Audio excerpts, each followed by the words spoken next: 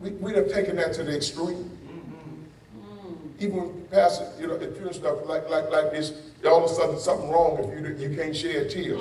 When you hear people crying, you hurt, you feel. You feel the loss. Don't act like you don't. That's not human. That's right. So it's human to feel. And if you feel, that means you're going to feel hurt, pain, loss. Jesus was going through inner agony in one translation. He says, dying like I'm dying of salt in a Greek.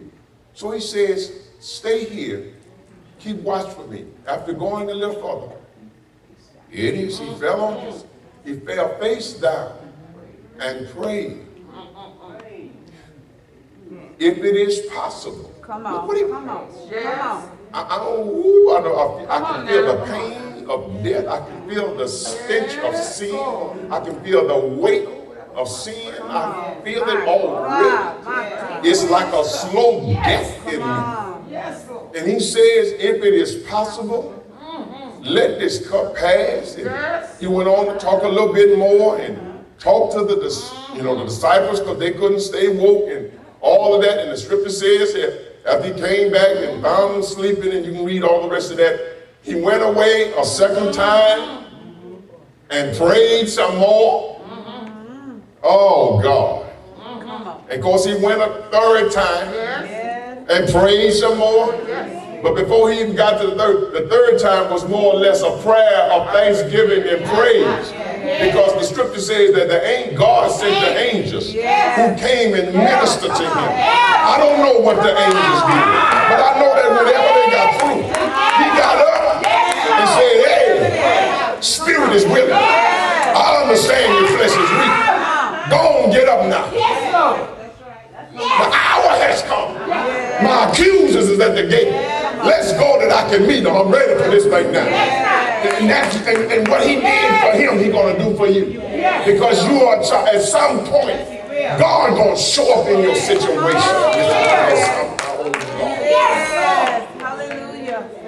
But he had to use the greatest prescription, which is prayer. He talked to the Father. His first was, if it is possible.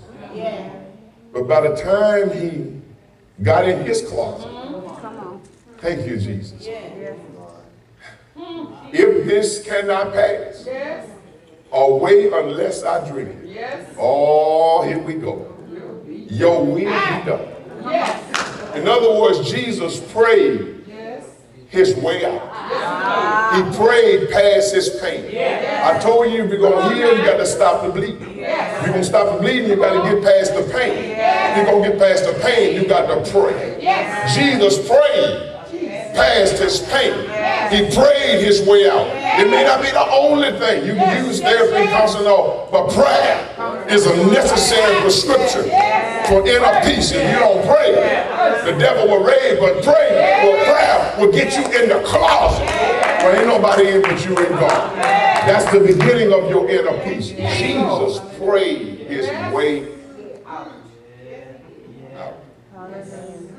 All of you listening, to you here, whatever you do, your first medicine ought to be prayer. Pray about who to even go to. Pray about who to talk to. Everybody ain't your friend. Some folk your business don't need to tell the truth. Everybody ain't trying to help you. Sometimes your greatest hurt of the people who disappointed you who you trust. Pray about who you talk to. Let the Spirit of God lead you. Sometimes pray, the scripture says, study to be quiet. Talk to God. He prayed his way out of his internal conflict. He got to the place where he could no longer feel the sting of his own sorrow. He was able to stop the hemorrhaging because he got to the place of calm where he can receive direction and blessing from God.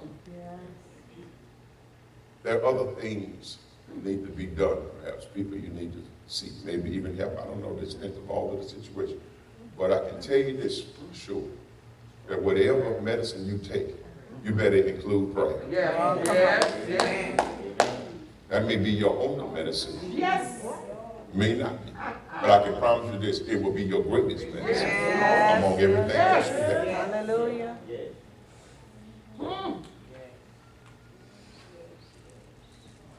Prayer is the key ingredient to a peaceful life. There ain't no real peace without it.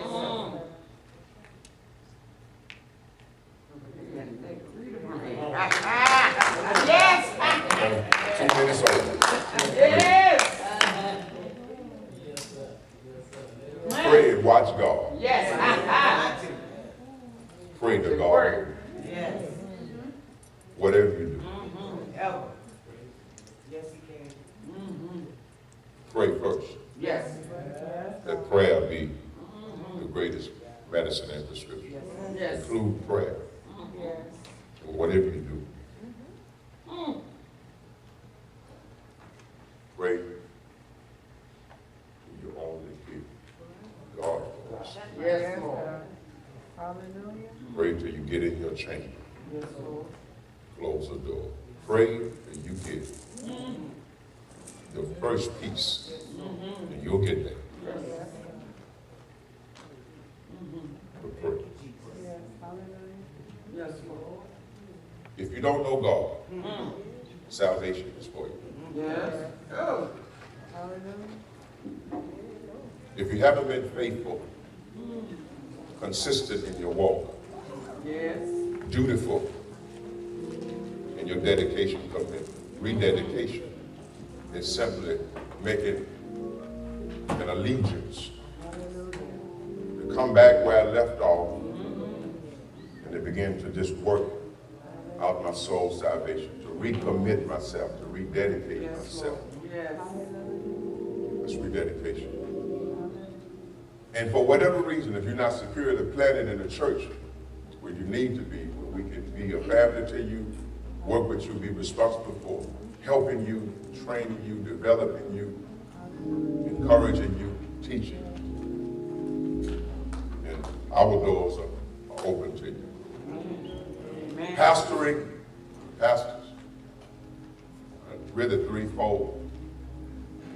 They are your inspectors.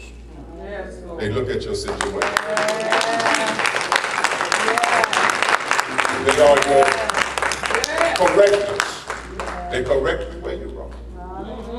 And they also are your protectors. Come on now. So when you come to join, or rededicate, that's the job. Not to condemn, not to point, inspector. Then I got to see what's wrong with my sheep to hurt. I got to find out what's wrong. Why my sheep bleeding? And you're inspectors. You're correctors, because if you ain't gonna fix the problem, no need in being here. Hallelujah. And then they are your protectors. We are joined in prayer. We'll lock hands and we'll put a fence around you and we'll protect you until you can stand on your own. So you come where you can be inspected, corrected, and protected. Yes, come on now. It's my last appeal. God forgive me for not being more aggressive in this. But here we are today.